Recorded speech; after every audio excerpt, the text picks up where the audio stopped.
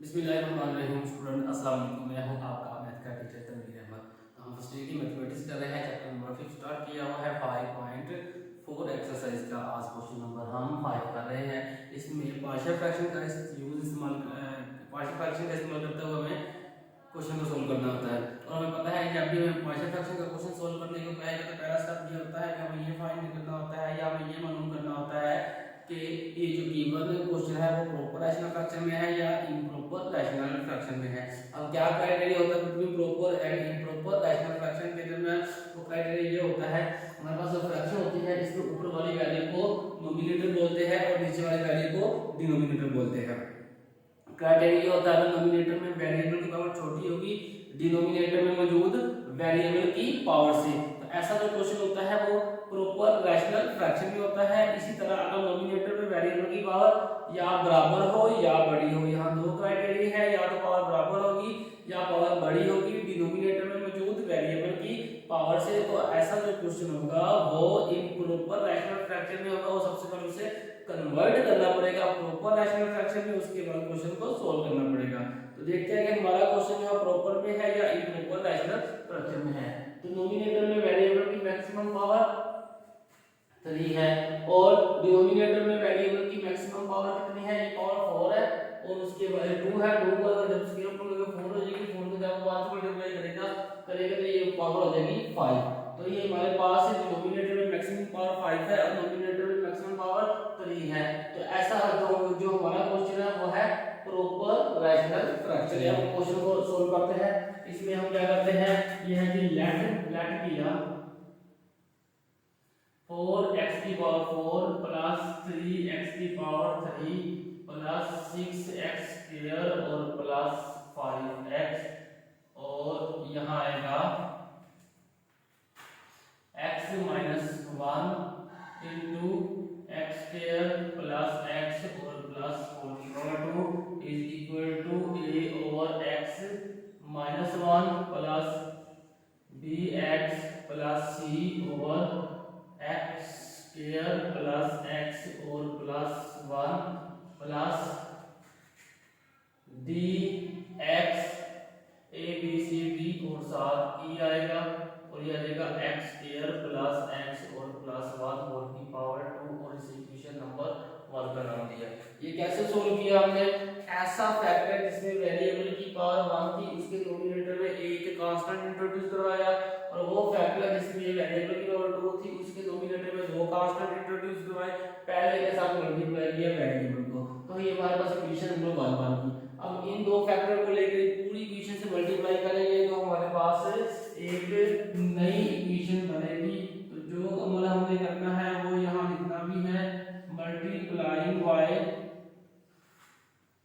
x minus 1 into X square plus x plus 1 on both side, दोनों तरफ equation के multiply करने से।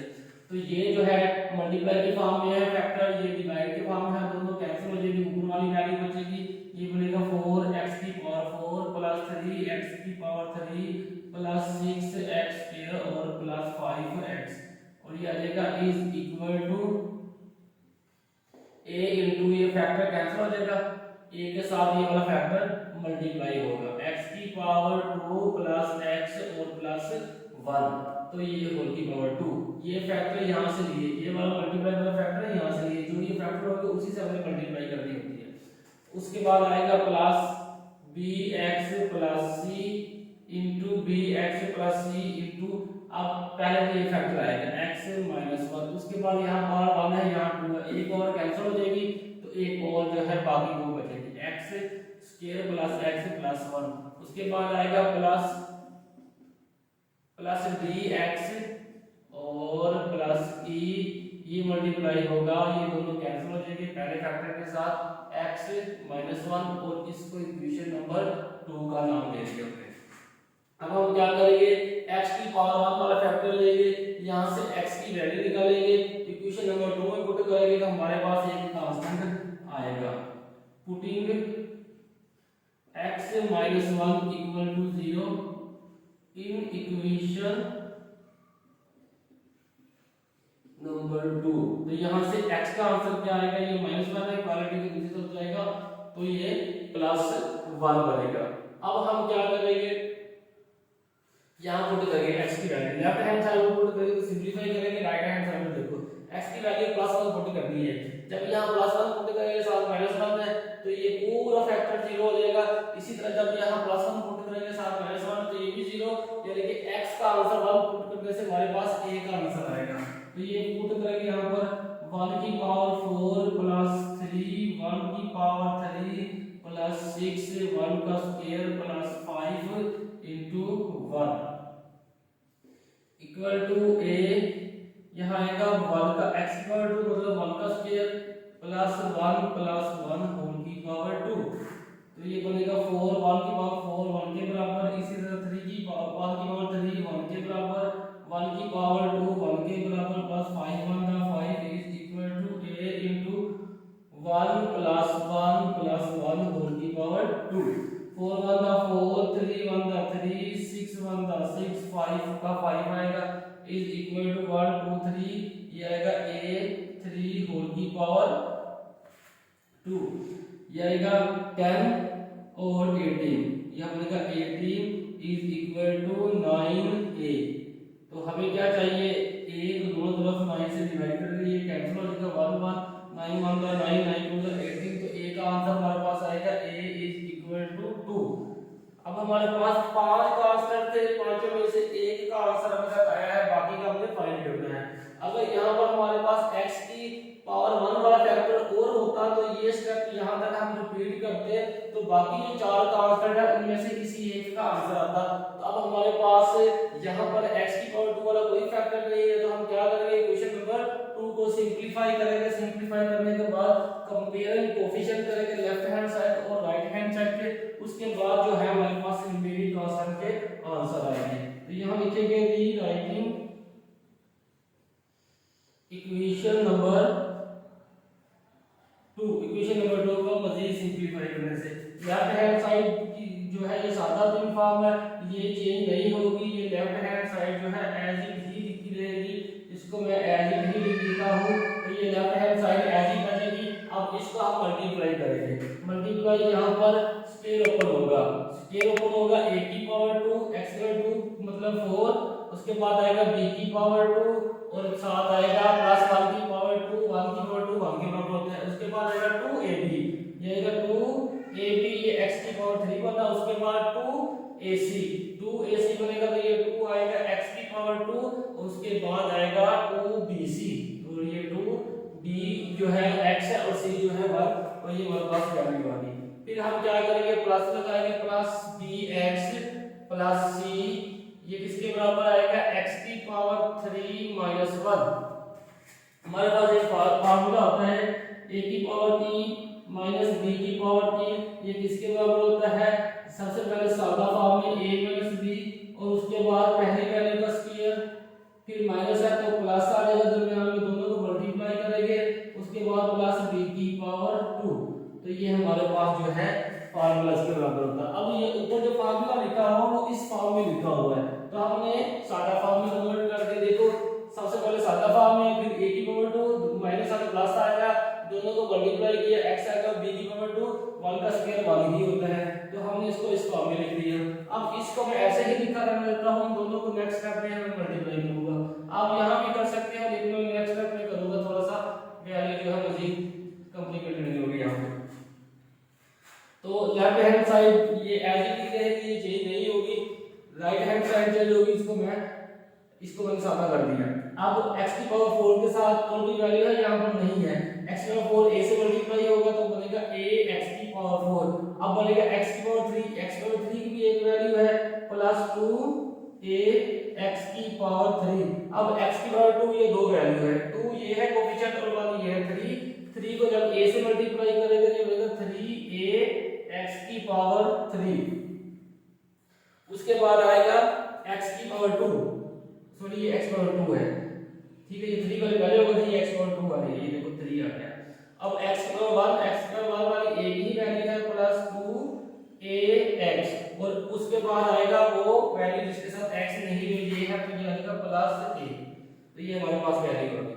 अब bx को हम मल्टीप्लाई करेंगे, प्लस bx को जब x की पावर 3 से मल्टीप्लाई करेंगे तो ये bx की पावर 4 बनेगा, bx को -1 से मल्टीप्लाई करेंगे तो -bx, ये प्लस था ये माइनस था इसलिए ये माइनस आ गया।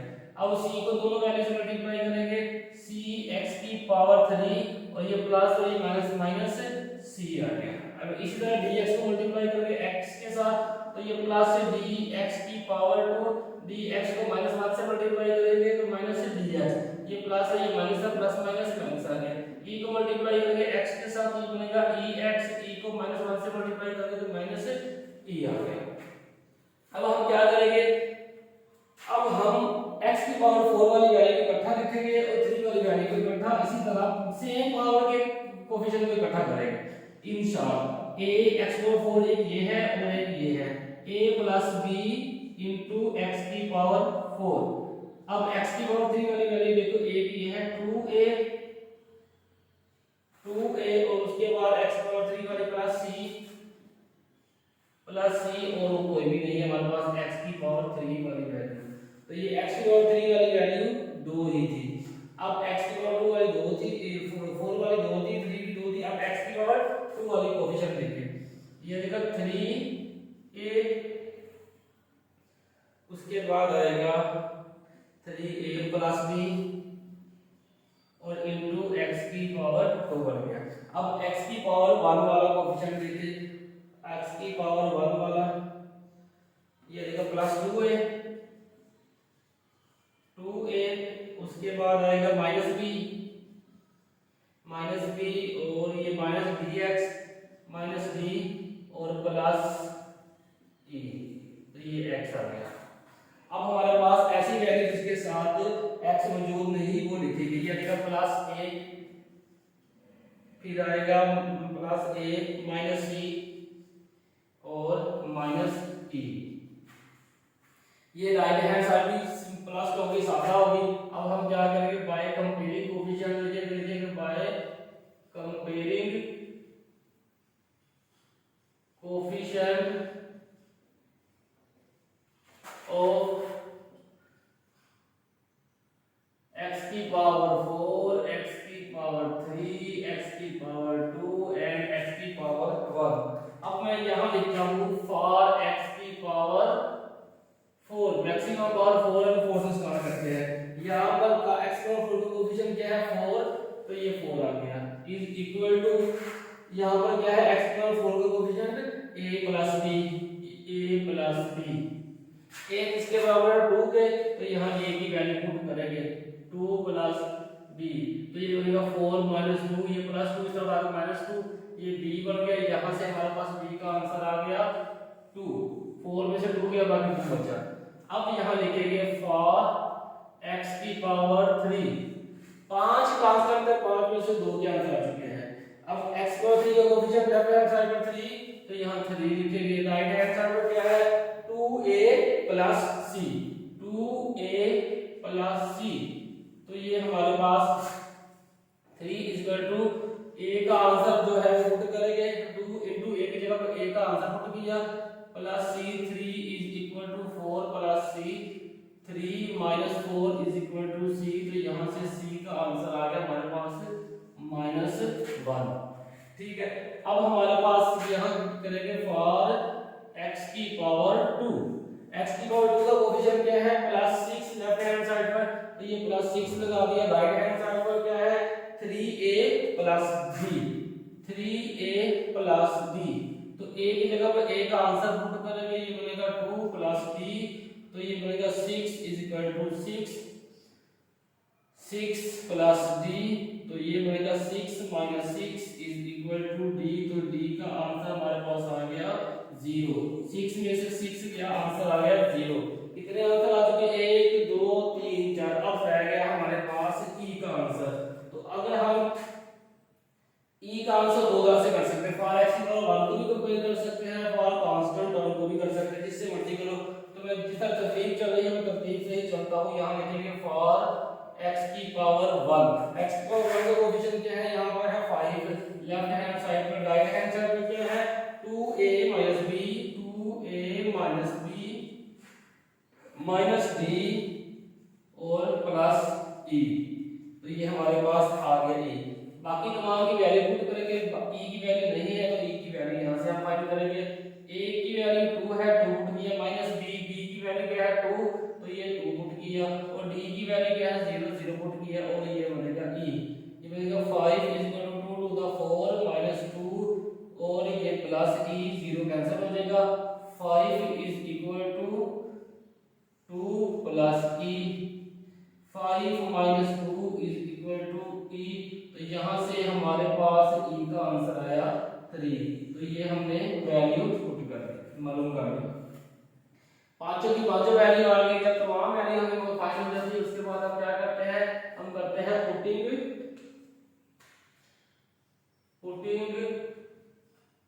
all values in equation number 1। Equation number 1 में पुट करते हैं। सबसे पहले लेफ्ट हैंड साइड लिखेंगे इक्वेशन नंबर 1 की, 4x की पावर 4 प्लस 3x की power 3 plus 6x square plus 5x, और आएगा x minus 1 into x square plus x plus 1 whole square is equal to a। अब a का आंसर बस 2 है, 2 ओवर x माइनस 1 है तो ये x माइनस 1 लिख दिया। उसके बाद आएगा प्लस bx, b का आंसर हमारे पास 2 है तो 2x, उसके बाद साथ c है, c का आंसर हमारे पास माइनस 1 है, प्लस माइनस 1 आएगा, साथ आएगा x की नीचे आएगा x पावर 2 प्लस x और प्लस 1।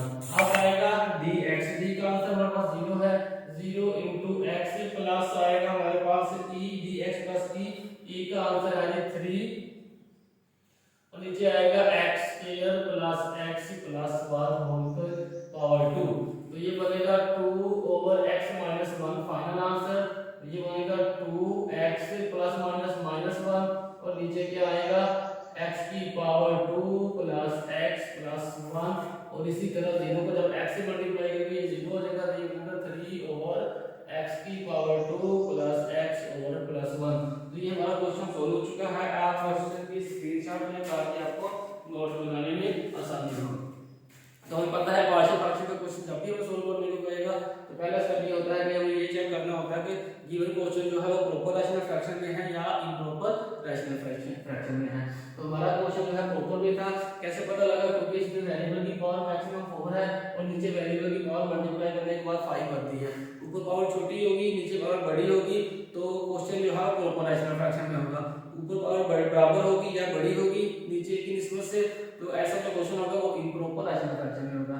हमारा प्रॉपर में था तो हमने क्वेश्चन के जो डिनोमिनेटर वाले फैक्टर थे इनको इस्तेमाल करते हुए राइट हैंड साइड पर बनाया, फिर हम इन्हीं को मल्टीप्लाई करते हुए इक्वेशन नंबर 2 बनाई, फिर हमने क्या किया x की पावर 1 वाले फैक्टर को इस्तेमाल करते हुए x की वैल्यू निकाली, इक्वेशन नंबर 2 में पुट किया और हमारे पास a के कांस्टेंट का आंसर आ गया। अब हमारे पास x की पावर 1 वाला कोई फैक्टर मौजूद नहीं था, अगर होता तो ये स्टेप रिपीट करते तो मजीद जो है कांस्टेंट के आंसर जो है हम इस तरह निकाल सकते थे। x की पावर 2 वाले फैक्टर को यहां नहीं करना होता, इसलिए हमने क्वेश्चन नंबर 2 को सिंपलीफाई किया।